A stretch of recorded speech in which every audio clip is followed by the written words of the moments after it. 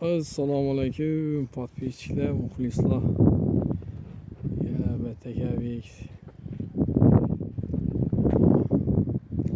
Sabah ishlab turibdi. Azil axborot maktabidan akasi. Yine bir bratni o'ynab ishladik.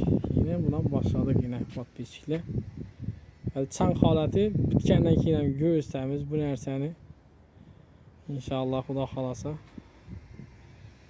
Rossiyankalardan podpischilar qiziqib so'raganga telefon urib, bu Rossiyankada Xorazm oblasti bo'yicha yo'q.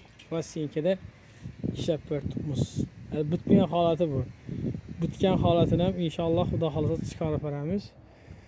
İnşallah ishlatibmiz yana podpischilar. Sim setga qo'yib. Buni yoki ko'p aql olaba, yoki so'zlasangiz aql barda qo'ri. Yaşab sim qo'qiladi yine. Kesilib qo'qilgan sim yine. Çağım bilen durdu. Sim qo'qiladi. Köpsü bu anglasa kadar kafirlikler vurdu. Ağla böyle materyalini ziyaret meylene. Arkalarına mahkeme deyip hatta imbuazyanım kalkıp vurdumuz. Yine patlayıcılar. Öyle var ki bile.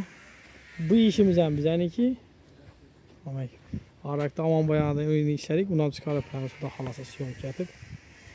Like'larını basın. İnşallah Xudo xolasa ustamız yine sağlık bo'lsa xizmatdamiz.